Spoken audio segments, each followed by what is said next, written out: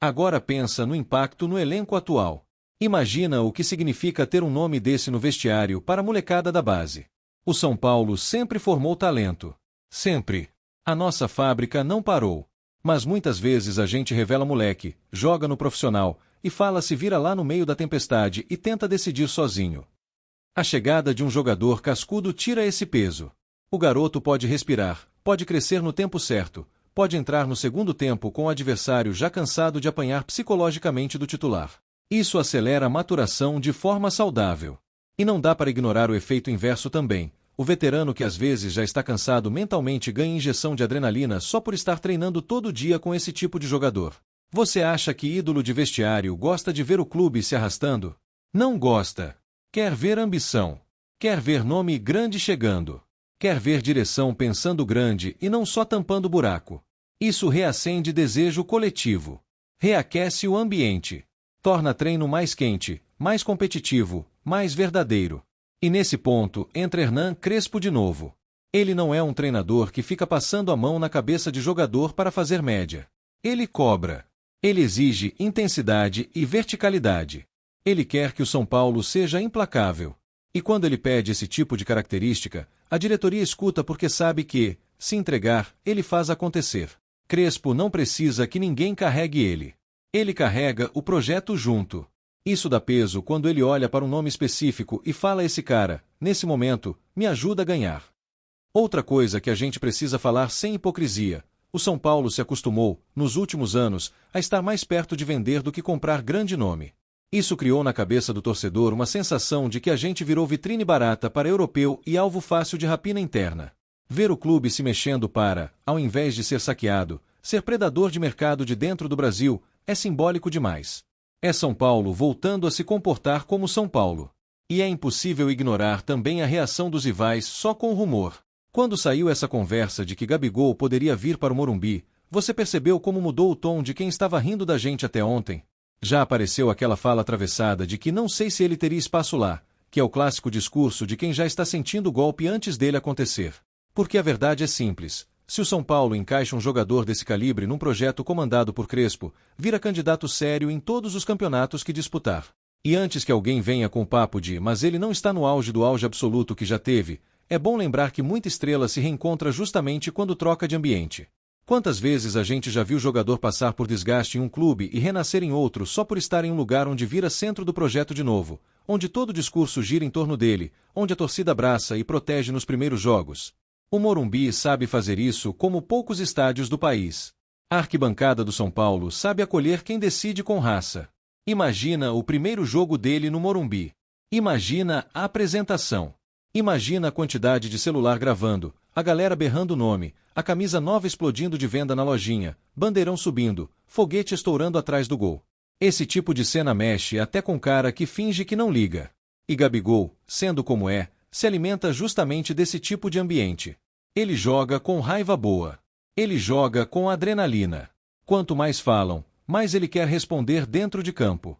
E para o São Paulo, que está cansado de ser tratado como um gigante adormecido, isso é ouro.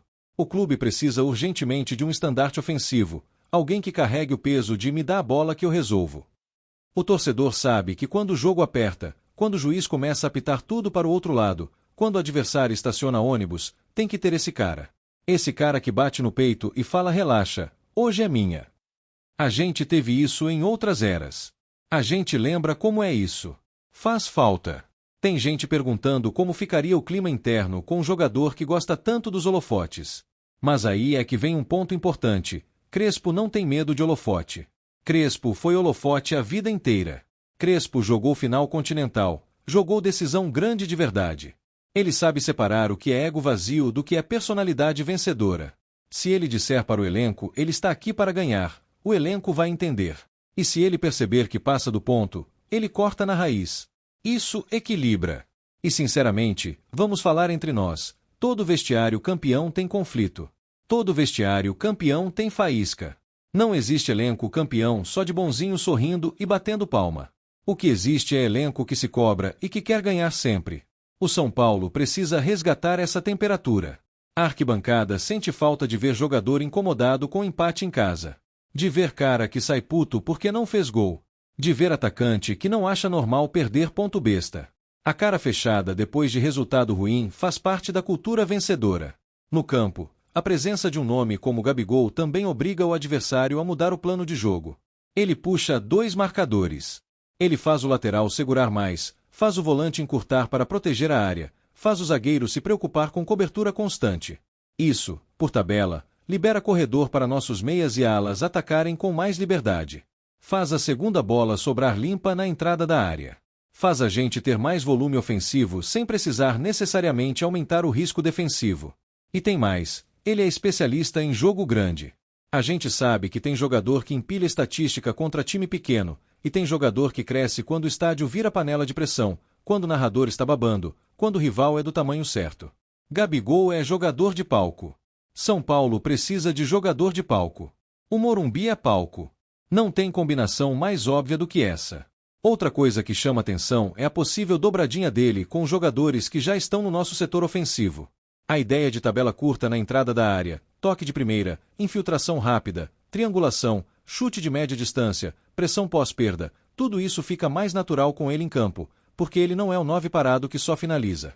Ele participa da construção, ele se oferece, ele segura a bola de costas para o gol e espera o time sair, ele cava falta inteligente para esfriar contra-ataque adversário. Isso é malícia que decide campeonato. E vamos ser sinceros, a imagem do São Paulo muda também fora do gramado quando um jogador desse porte topa vir. O papo de projeto esportivo ganha corpo real. Vira verdade na prática. Porque não é só salário que convence jogador grande. Jogador desse tamanho quer cenário para escrever mais capítulo da própria história. Quer lugar que valorize ele como protagonista. Quer treinador que fale a língua dele. Quer torcida que cante o nome dele gritando. Quer estádio que vira altar. O São Paulo tem essas 4 coisas. O impacto psicológico nos rivais regionais também seria gigantesco. Imagina clássico contra time que gosta de se sentir dono do momento no futebol brasileiro e, de repente, vê Gabigol entrando em campo com o escudo do São Paulo no peito. Isso mexe com vaidade, mexe com narrativa, mexe com hierarquia. Futebol também é narrativa.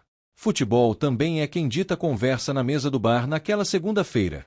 E você sabe que se esse movimento se concretizar, o dono do debate volta a ser o tricolor. E se você pensar friamente, Crespo é justamente o técnico ideal para blindar esse tipo de jogador. Ele não é um treinador que lava roupa suja pela imprensa. Ele resolve internamente. Ele protege publicamente quando tem que proteger e cobra cara a cara quando tem que cobrar. Ele sabe que estrela precisa ser cobrada, mas também precisa ser defendida em certos momentos. Isso cria um ecossistema onde um jogador temperamental não vira bomba-relógio, vira arma. Agora vamos falar de camisa, de imagem, de identidade. Você consegue imaginar Gabigol com a faixa no braço, batendo palma para a arquibancada, chamando o Morumbi para incendiar jogo travado? Você consegue imaginar a molecada imitando a comemoração dele no intervalo da escola, chegando no campo society do bairro usando a camisa do São Paulo e fazendo gesto? Isso é construção de cultura popular. Isso coloca o São Paulo de volta no imaginário da nova geração. E se tem uma coisa que esse clube entende é o valor da imagem. Porque título fica na prateleira, mas imagem circula todo dia. Ela se espalha, ela forma opinião, ela conquista torcedor novo, ela defende o clube quando ele está sob ataque. Ter uma figura de impacto midiático gigante defendendo nossas cores recoloca o São Paulo no centro da conversa diária do futebol brasileiro. E isso interessa demais para o projeto esportivo como um todo. O rumor também reacende uma discussão que estava meio adormecida, até onde o São Paulo está disposto a ir para voltar ao topo. Porque um movimento dessa magnitude não é só sobre a temporada atual. É sobre reposicionar o São Paulo para os próximos anos. É como se o clube estivesse dizendo, a partir de agora, nós escolhemos o caminho da ambição, doa quem doer, custe o que custar, com quem tiver que se incomodar. E esse tipo de discurso, quando vem acompanhado de ação, muda patamar de respeito. E convenhamos, é diferente falar em reformulação de elenco quando você traz um nome qualquer para completar banco e quando você mira um nome que muda o plano de jogo inteiro. É diferente falar em vamos brigar e falar em vamos ganhar. O torcedor percebe a diferença. O rival percebe a diferença. A imprensa percebe a diferença. O juiz percebe a diferença. Todo mundo percebe a diferença. Outra questão importante é que jogadores desse perfil também atraem reforços secundários que vêm na esteira. É muito comum depois de uma chegada de impacto virem mais 2 ou 3 peças pontuais que fazem todo sentido tático, mas que antes eram difíceis porque ninguém queria encarar o peso da responsabilidade sozinho. Quando você tem um eixo claro no ataque, fica mais fácil convencer um meia articulador a chegar, um lateral agressivo a topar a briga por posição, um volante experiente a aceitar fazer a cobertura suja para dar liberdade ofensiva. E se a gente olha friamente, Crespo tem pedido exatamente isso: competitividade em todos os setores, mas com destaque para a contundência ofensiva. Ele sabe que campeonato se ganha marcando gol decisivo em noite ruim. Jogo bonito rende aplauso, mas taça vem com frieza. Falta esse tipo de frieza letal no São Paulo há algum tempo. E é justamente aí que um jogador acostumado a ser vilão nos estádios adversários pode virar herói no Morumbi. Outro ponto que esquenta demais esse rumor é a rivalidade. Não tem como negar que parte do tesão da torcida é imaginar a reação do país vendo Gabigol com o escudo do São Paulo no peito. É cena que muda conversa de mesa de bar, que mexe com o ego de rival, que acende discussão nas redes, que coloca pressão externa e faz todo mundo voltar a olhar para a gente com respeito misturado com raiva. E vou ser sincero, faz tempo que a gente não vê o resto do Brasil com raiva da gente. E quando estão com raiva da gente, normalmente é porque a gente voltou a incomodar. E dentro de campo, vamos falar de bola parada. Quantas vezes o São Paulo gerou escanteio, bola cruzada, confusão na área, e ninguém teve a malícia de se antecipar e empurrar a bola para dentro nem que fosse de canela. Esse é outro ponto em que a presença de um atacante oportunista, com cheiro de gol, faz diferença absurda. Gol feio também vale. Gol feio também ganha jogo grande. Gol feio também dá taça. E não vamos fingir que ele não gosta de jogo pesado mentalmente. Na real, ele ama. Ele procura. Ele cresce quando tem vaia. Ele cresce quando xingam. Ele cresce quando querem derrubar ele. E isso, no Morumbi lotado, vira efeito multiplicador. A arquibancada vê o cara jogando com raiva boa e devolve carinho. O adversário vê carinho e devolve pancada. Ele vê pancada e devolve gol. É círculo perfeito de caos controlado. Do lado institucional, uma possível chegada desse porte também reforça a figura de Crespo. Porque, sejamos francos, para um técnico do tamanho dele ficar e bancar o discurso de que vai transformar o São Paulo em máquina competitiva, ele precisa sentir que o clube está disposto a ir com ele até o fim. Ele precisa sentir que o São Paulo vai entregar as armas que ele pediu, que ele não vai ficar sozinho tentando tirar leite de pedra.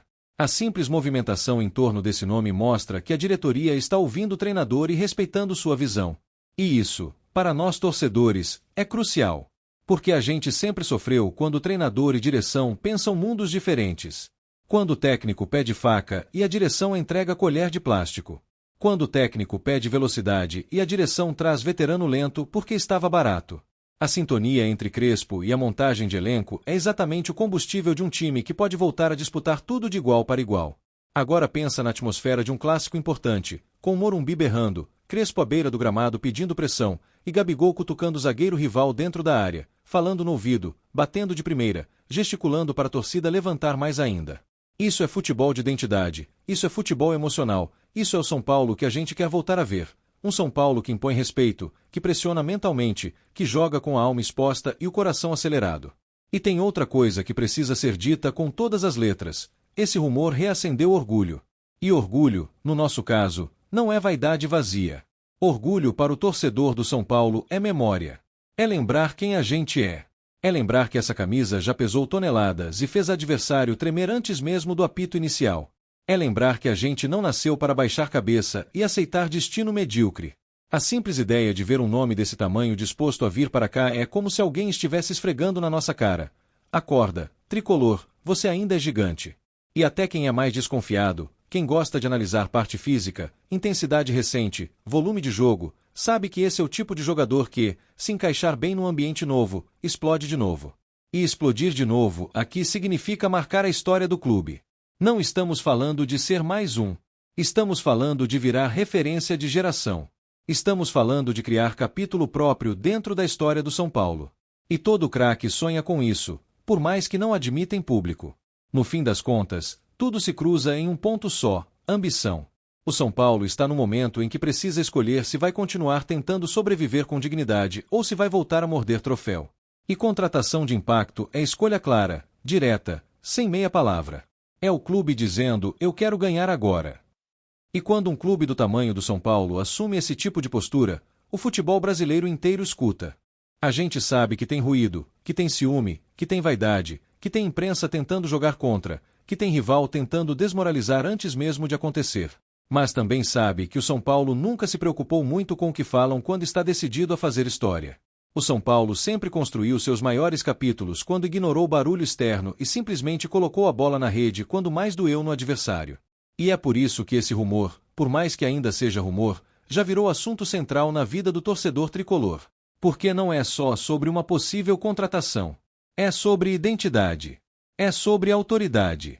É sobre devolver ao Morumbi a sensação de que todo jogo é evento, de que todo jogo tem personagem, de que todo jogo carrega risco para o adversário. É sobre voltar a fazer o outro lado entrar em campo sabendo que, hoje, contra o São Paulo, se vacilar um segundo só, toma. E nesse cenário todo, Crespo aparece como figura que costura tudo. Ele é a ponte entre ambição de torcida e execução em campo. Ele é o cara que chega no vestiário e fala: aqui é São Paulo, aqui a gente joga para ganhar título.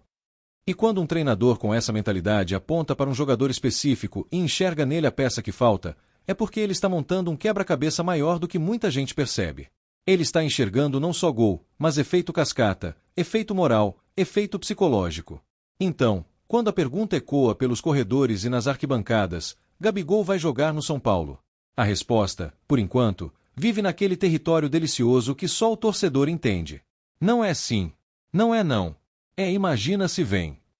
E esse imagina se vem já está mudando o clube por dentro, já está acendendo de novo a chama de grandeza, já está botando medo em rival, já está lotando conversa de boteco, já está reacendendo amor antigo, já está chamando de volta a alma pesada do tricolor paulista.